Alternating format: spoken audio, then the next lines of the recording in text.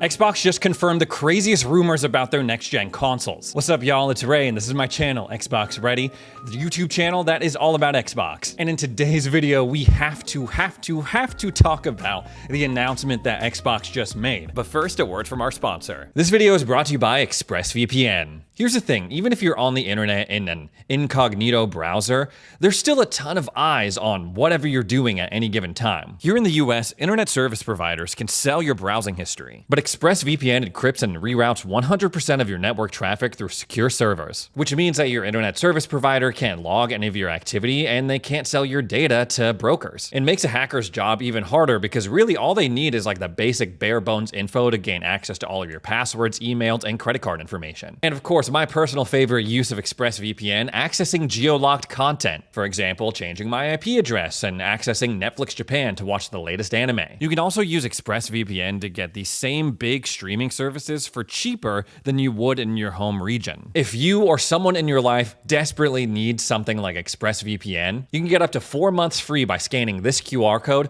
or by going to expressvpn.com/XboxReady. Thanks again to ExpressVPN for sponsoring this video. Sarah Bond came on, did a little video, it's about a minute long, to announce a multi-year strategic partnership with AMD to power next-generation gaming experiences across multiple devices, including consoles, PC, handhelds, and cloud. And just to spell it out for me, because they know that sometimes I miss things or gloss over things, my friends at Xbox emailed me, spelling it out clear as day, that the collaboration aims to up-level the player experiences by delivering advanced graphics with enhanced visual quality, more immersive gameplay using the power of AI, and compatibility with players' existing Xbox games library. Yes, they confirmed that the next generation of Xboxes will be backwards compatible. And not only that, they specifically mentioned delivering an Xbox experience designed for players without being confined to a single store or tied to one device. And then of course, towards the end, they said that Xbox is working very closely with Windows, closer than they ever have, to make sure that Windows is the #1 platform for gaming. Clearly, they are taking aim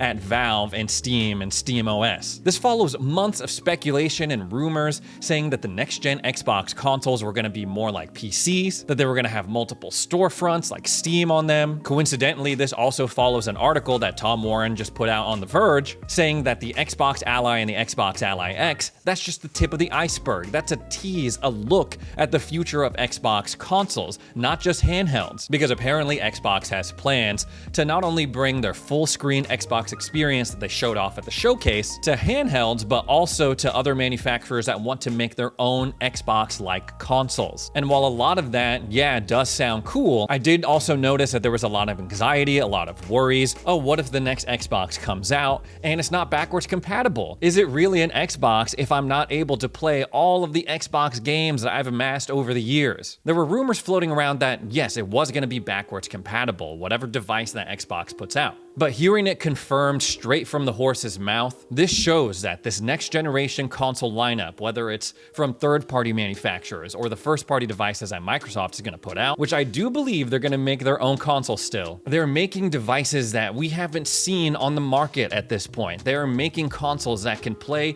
basically everything. Xbox console games, PC games, games from Steam that aren't available on console yet. There's a very real possibility, after all the negative press, after all the flack that they've been getting, that Xbox is actually playing 4D chess, making big brain moves. Let's dive into this more a little bit. The key component here, I believe, is the Xbox OS, the Xbox full screen experience. You caught a glimpse of it in the showcase when they showed off the Xbox Ally. It's not quite an Xbox OS, but it is a console-like interface that's focused on the games, that cuts down on extraneous background Windows crap. The whole point of the presentation that they showed press and media was a focus on games. How do we get you into game faster? How can we give you more resources to give you a better gaming experience? How can we make the UI more smoother, the game bar more accessible and helpful? And also, as a reminder, in that showcase, we were not only seeing in the tagged platforms, Xbox Series X and S and Game Pass, no, we were also seeing Xbox PC and Xbox Cloud. That was the first time they'd ever been billed as separate things. I believe that this collaboration that they're doing with Windows, working closely with them, this Xbox full screen experience,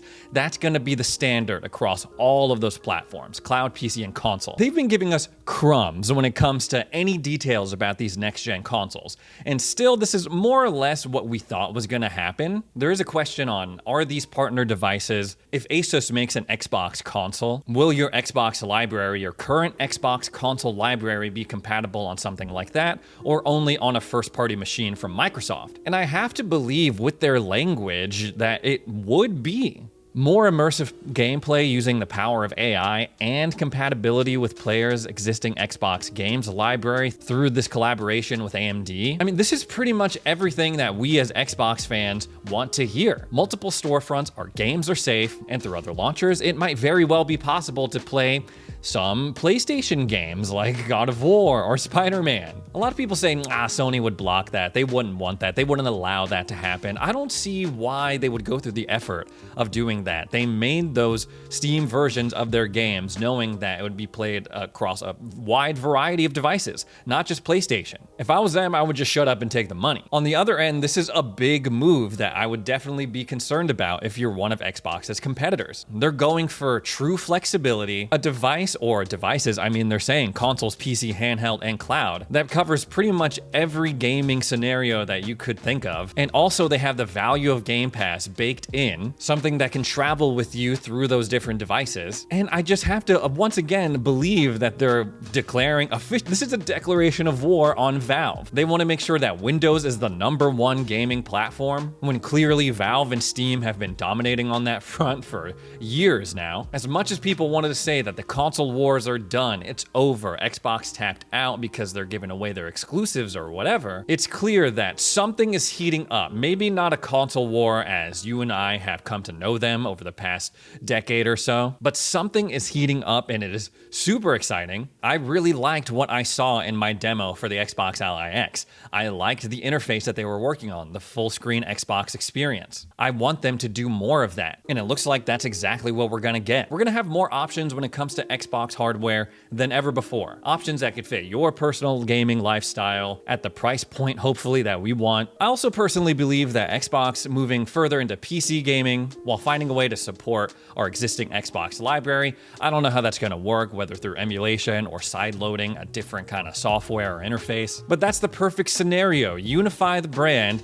and make it so developers don't have to make 2 versions or a billion different versions of their game. A PC version, an Xbox version, and a Series X version. And oh yeah, make sure that it's compatible with cloud streaming. I don't know how exactly this is gonna work out. What Sarah Bond is saying here makes me question earlier rumors that we were hearing about the Xbox handheld, the true first-party one that Microsoft is working on, was essentially canceled. The fact that she name drops handheld specifically makes me think that's not completely dead in the water yet. Hell, are we gonna start seeing like pre-built Xbox PCs from Microsoft? Surface Pro laptops specifically geared towards Xbox and gaming? I also, I'm assuming that AMD is somehow involved in boosting or upgrading the cloud gaming servers. We know that they've been working on that. Maybe with this partnership, cloud gaming will finally be out of beta. Maybe they'll finally put out a cloud gaming only tier. Maybe we'll finally get a Game Pass family plan. I don't know. Somehow the possibilities are endless after this announcement. I do think we're gonna have to say goodbye to one thing though, and that is a disk drive. Physical games disc, physical media, it's on its last leg. There are more Xbox consoles out there without a disk drive than there are with one. And we know that PC gaming in general is mostly digital. That's Steam, Valve's whole thing. So if the next Xbox is gonna be more PC-like, I would imagine it would adopt a digital games first approach. I guess that also runs counter to like the whole backwards compatible thing that they're trying to go for, the whole team that they set up for it. Being able to play the discs that you bought in this generation, Gen 9, and put them into the next gen Xbox and start playing them. Oh my goodness. This chair is further broken.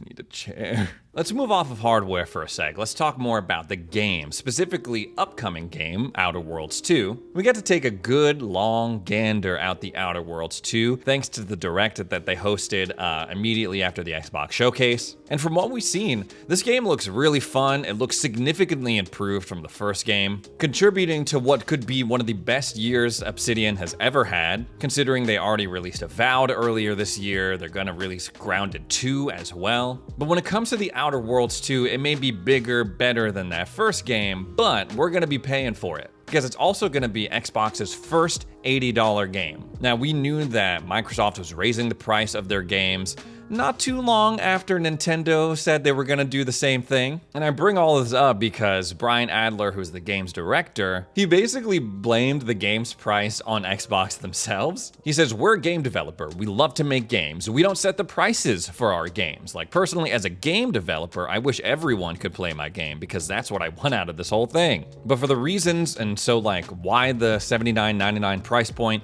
you'd have to honestly talk to the Xbox folks." Clearly, this is a touchy subject, because with an $80 price tag, now the expectations for your games are just that much higher. $80 is steep. $80 is a whole ass bill. And if you're on Xbox, it may not be that big of a deal, because chances are you're subscribed to Game Pass, and you'll be able to play it through there. But Xbox isn't the only platform this game is releasing on. And so there's gonna be rightfully questions about, okay, is this game worth $80? It's gonna have a ton more scrutiny. I will say that was a lot of feedback that I got about Avowed. People telling me like, it's a pretty decent game, but it's not worth $70 to me. It's a really rough situation, and that is beyond Obsidian's control. When they were working on their game, they were probably assuming it was gonna be 60 to 70 bucks. So for Microsoft to raise the price on them, and then them having to deal with the fallout of that decision, that does suck. It's bad timing. And it makes me question, like, how is pricing determined when it comes to Xbox and their first party stuff? The Oblivion remaster was 50 bucks, and yeah, sure, that's a remaster, it's not a brand new game. It was still super popular, it still sold a ton of copies, especially in the month of April. It was a cool pro customer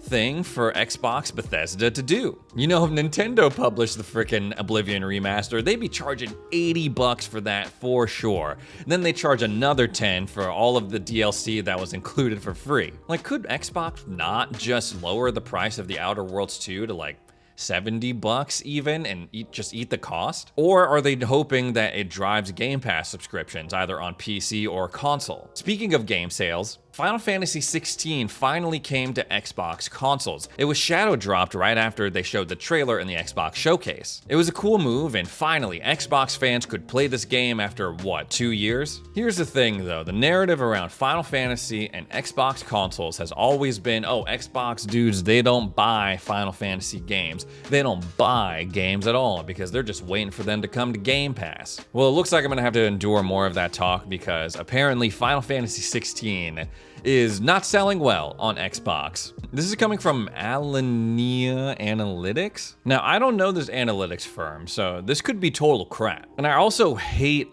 this narrative that like Xbox, Final Fantasy doesn't sell well on Xbox console, so we're not gonna put them on there.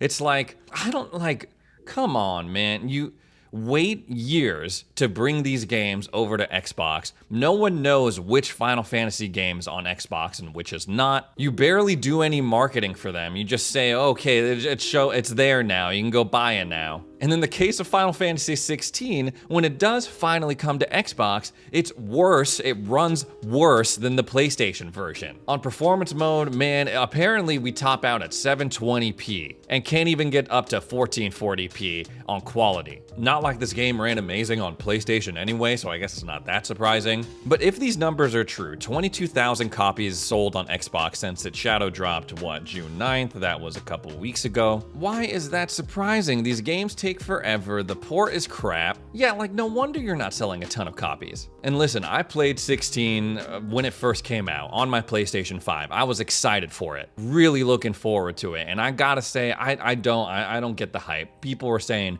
Game of the Year snub. The boss battles were awesome. Everything else, it was like, it was like a 7 to 10 game at best. I thought the story started out strong, and then I got really, really sick of it. It was the first time I took the dialogue button, I went skip, skip, skip, skip, skip, skip, skip, skip, and I still, at the end, pretty much understood everything that was happening. I was like, if I have to hear one more damn speech about Clive actually being a good person, I'm gonna absolutely lose it. And that was like 50% of the game, especially towards the end. Anyways, guys, that's all the Xbox stuff I have to talk about today. Thanks so much for joining me for another edition of Xbox Ready, and we'll see you in the next one.